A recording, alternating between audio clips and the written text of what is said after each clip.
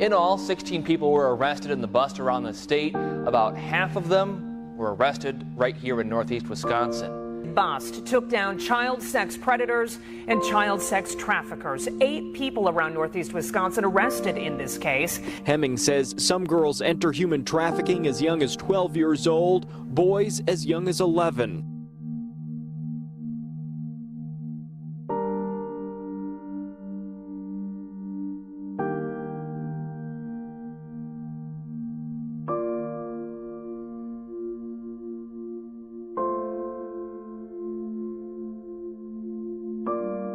I'm a recovering heroin addict and a survivor of sex trafficking.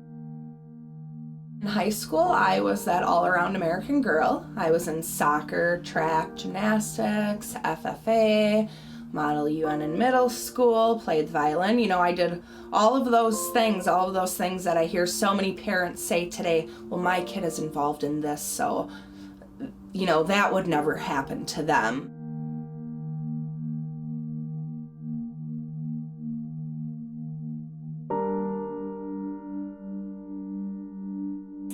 It started when I was about 8 years old and ended when I was about 25. It started through very seemingly innocent sexual contact with my cousin. He was saying that this group of people are telling him that he's not a real man if he doesn't have sex. My drug addiction led me to a lifestyle that I was totally unaware about. I started dancing my senior year of high school, and girls, I knew girls that had pimps, and at that time I don't think I really understood what the term pimp entailed. I didn't even know what human trafficking was.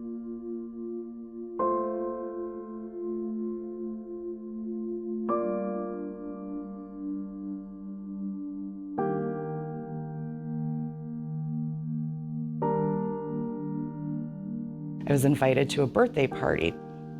My cousin lives up in Michigan. I live down in Cedarburg, and a new girl had started at our school and who I became friends with. I remembered her being like, that those people wanted me at the birthday party. They had contacted her. I went to the birthday party and I ended up being drugged, bound, gagged, and gang raped.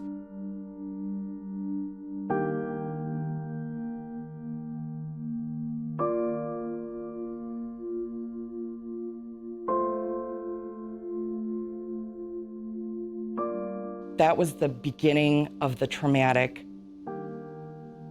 rape experiences that I went through while I was in middle school and high school. He approached me and said, I'm starting this wolf pack, it's a brotherhood, we all look out for each other. I'm gonna set you up on these dates and you're gonna help me and I'm gonna help you and I'm gonna take care of you.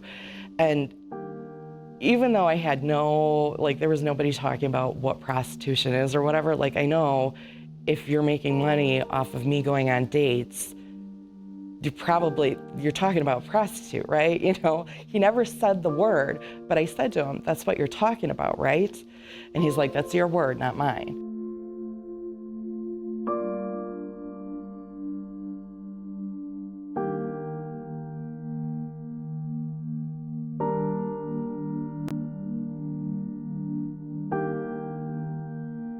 Why some girl would want to be with somebody who was super controlling and give all her money to this guy. Well, several years later, I found that out. I was in a very bad situation with an abuser, somebody who was very abusive, and branded the back of my leg.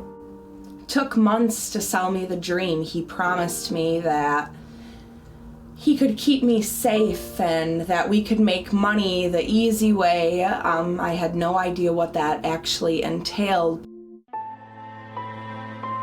Sex trafficking anywhere in the state.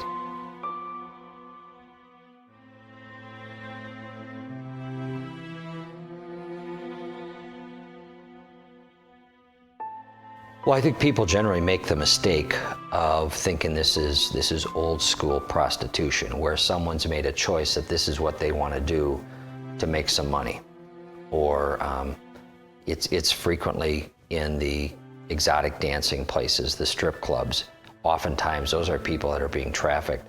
And I think a lot of people have this wrong impression that, well, this is just someone who's found a way to make good money. Whether that was true years ago or not, that's not generally true now. Human trafficking is the #1 crime in trading a human being for money. Gun running second, and drug dealing is third. I think people hear it, they're seeing it more on the news now. I don't think they know what it means. So to say, do they think it's happening here? I think it's just a vague thought for people. It's more of those people in that country, and even if they hear that it's happening here in our area, they're thinking more big city or, again, just a certain class of people maybe. They don't really understand what it really looks like in everyday terms. This is very new, the sex trafficking. It's not new, but it's new in the sense of now it's the feds are involved, Department of Criminal Investigation is involved here in Wisconsin, other agencies are involved. So it's very new in the sense that not a lot of people are doing this, not a lot of people kept stats. So when people ask like, hey, what is this and what is that? We don't know because nobody has done this before. We're kind of writing the book in Northeast Wisconsin. My position is the only one of its kind right now where I'm 100% focused on human trafficking. The whole issue and topic of sex trafficking, it's like any business. It's economics, really, supply and demand, right? So you need to have a demand for there to be some sort of supply, and so a lot of times the demand is coming from the suburban area or outside of the inner city and coming into the inner city to buy sex. But I think Wisconsin just needs to have more awareness of that this is a thing that's happening here, and the vulnerability doesn't look like it doesn't look like the movies, but it's here and it's happening. I'm aware of investigations throughout the state of Wisconsin that involve victims from Plymouth, Wisconsin, Sheboygan, Wisconsin, West Bend, Milwaukee, big cities, small towns, rich, poor, middle class, all shades of color. We know what goes on in some of the urban areas such as Milwaukee, Racine, Kenosha, Waukesha, those bigger cities where there's a bigger population. There are more crimes that take place in some of those locations. And unfortunately, we're close to those locations and it tends to draw from there. But just because we're close to the urban areas doesn't mean that it doesn't happen in more of the rural up north counties. Because there's less law enforcement there. There's less people. It's easier to get away with things in certain places like that. So it's all over.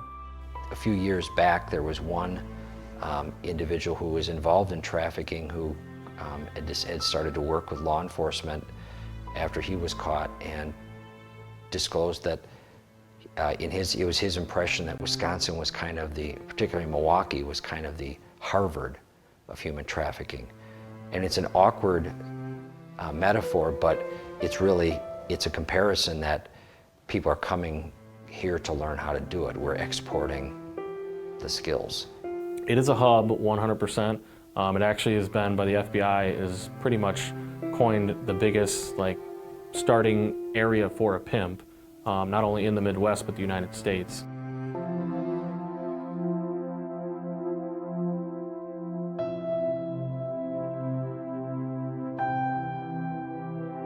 So we have guerrilla pimps and Romeo pimps. Guerrilla pimp being the fearmonger who is going to either assault their ladies or strike so much fear in their heart that their family is going to be hurt that they have to stay there. They know no other way. They're feeding them with dope, whether it be heroin, meth, coke, crack, where they have no other option. They can't go back home because they're a runaway or their parents, they don't know where their parents are, or whatever family dynamic. So this guy is their only way out, and if they leave, they're gonna get beat up, hurt, but they're also gonna get dope sick, because now where are they gonna get their dope from? The other one is the lover boy type that's going to buy them gifts, shoes, clothes, jewelry, but obviously in return, you're gonna have to sleep with other males, and that's your payment, is, hey, listen, he charged you $200, here's $20, go buy some food. Oh, and what do you want the new Jordans? Okay, I'll get that for you too. So there's two different types, and we see it's a mix really, and they can jump back and forth. A lot of them start off as their boyfriend, girlfriend, quote unquote, and next thing you know, they've turned into a victim. And I mean, they're victims still, but they've turned into a worse victim because now they're getting beaten, abused, sexually assaulted, raped, different things over on this side. But can also flip back too, is if they behave correctly or do the right things, now they've become the bottom or the girlfriend, if you will, of that pimp. Hearing conversations from former pimps who are now incarcerated and them giving interviews to the detectives that arrested them, it was a part of like their plea deal, and hearing basically how they recruit and what they look for and how they can pick out the insecurities in someone. Other stories of how these they pose as boyfriends basically, and young people who are in high schools, sometimes as boys, sometimes as girls, who are in schools, and their job is to get to befriend people, learn their different vulnerabilities, and see how they can be exploited. The vulnerabilities have changed. I think traditionally, talking about trafficking, it was okay, you're a runaway from a major city, and this is where the demand is. And now I live in rural Wisconsin, and I feel like I'm never gonna get out of my little town, and my family doesn't have a lot of money, and all of a sudden, I find a boyfriend on Facebook, and he's rich, and he lives in Milwaukee, or he lives in Green Bay or Eau Claire, and he's gonna, take me away for the weekend, and next thing you know, she's not even in the state, or she's in Milwaukee. The internet is obviously one of those locations that is very difficult for us to track, and it's one of those locations that the bad guys know it's difficult for us to track. So they're going out and they're soliciting their victims there. And they do use sweet talk, and they're con men. And I say men, it could certainly be women as well. But those are difficult for us to track. Traffickers use social media to recruit girls, and so sometimes they pose as different people. It's easier you can see different pictures and so forth. You have conversations that no one else really has to see, and so it's another way to access people. And a lot of young people, they often friend people or accept friend requests from people they have no idea.